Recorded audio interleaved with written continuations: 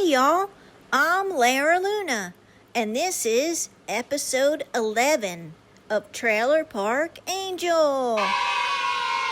Now let me tell y'all, every park's got one, and if you're lucky, you get two. I'm talking about Mr. Badmouth and Miss Sour. One is the official mayor of Negative Town, and the other, the captain of Criticism High.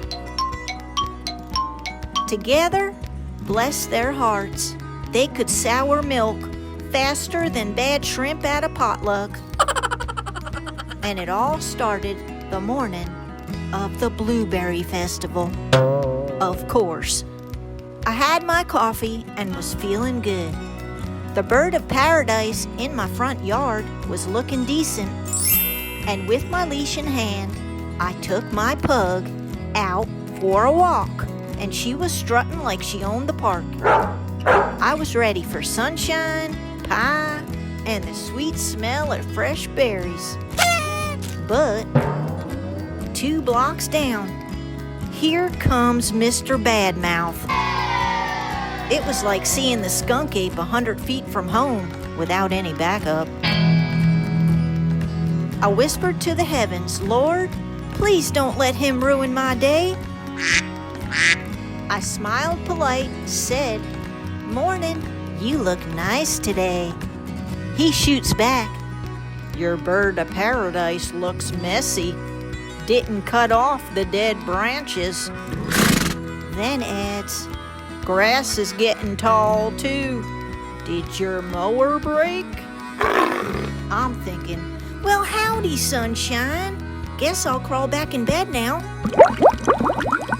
Miss Millie peeked out her blinds, saw who I was stuck with, and slammed them shut like it was code red at Mr. Earl's when he gets caught with moon pies.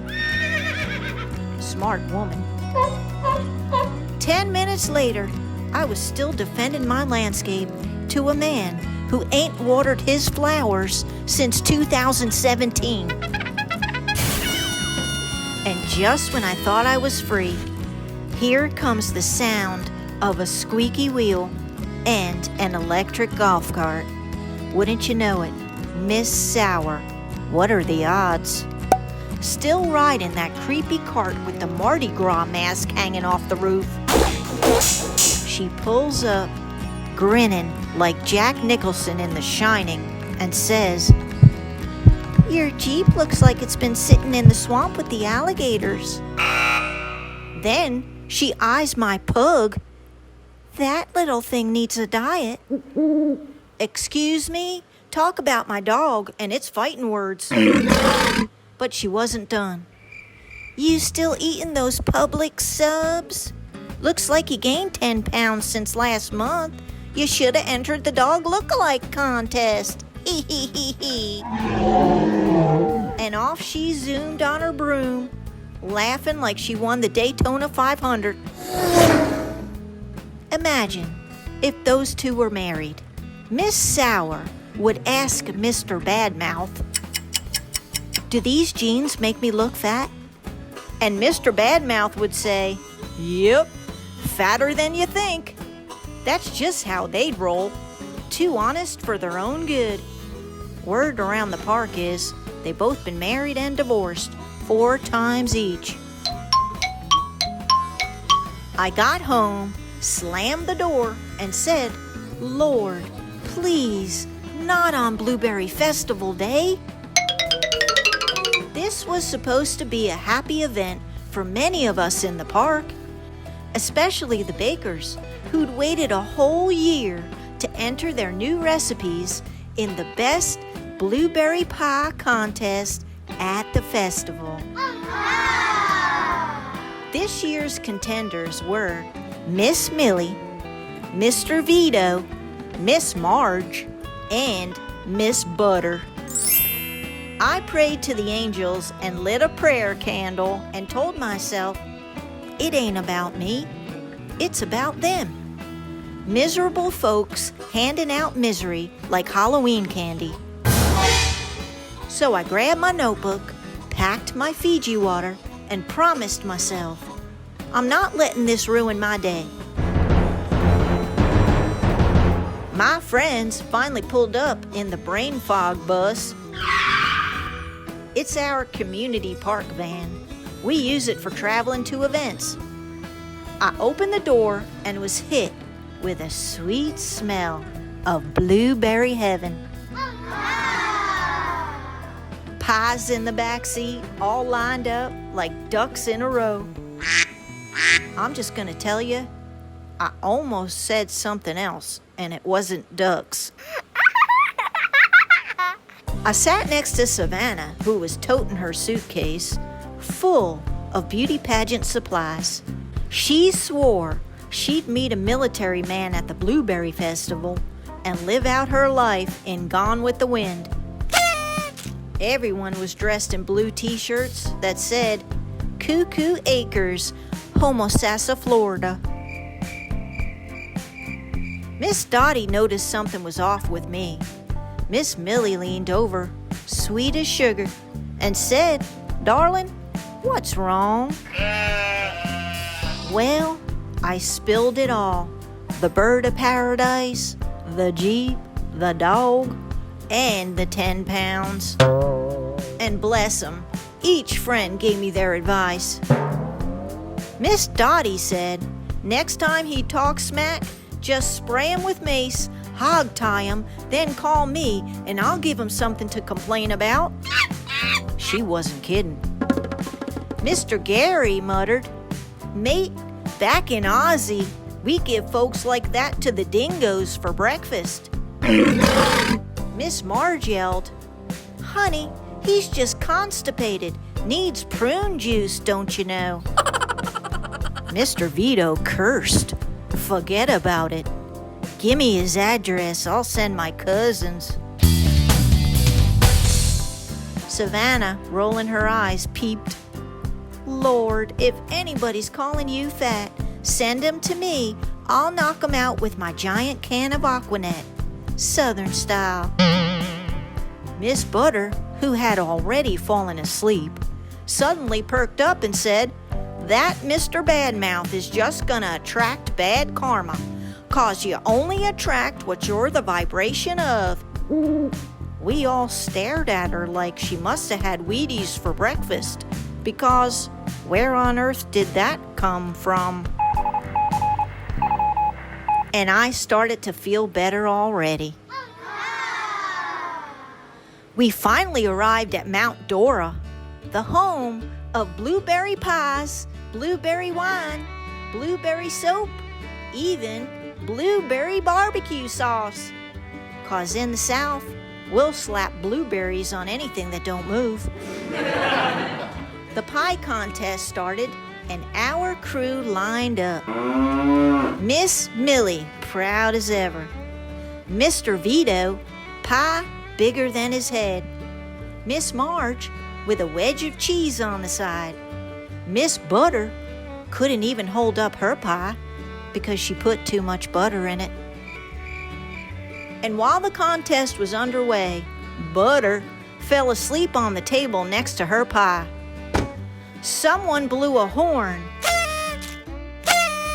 She jolted upright and knocked her pie clean off the table. It splattered on the ground. A sad, tragic way to lose the contest.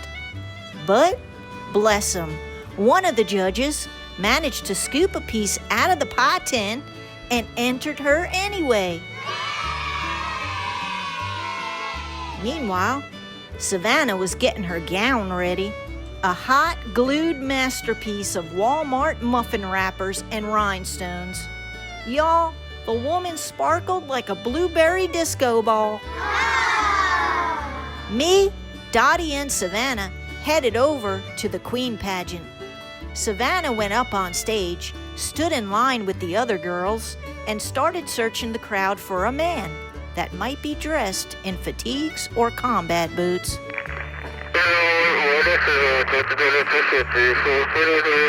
By the end of the day, my heart was light. We laughed, we ate pie, we cheered like it was the Super Bowl of berries. Miss Marge took third place for best blueberry pie.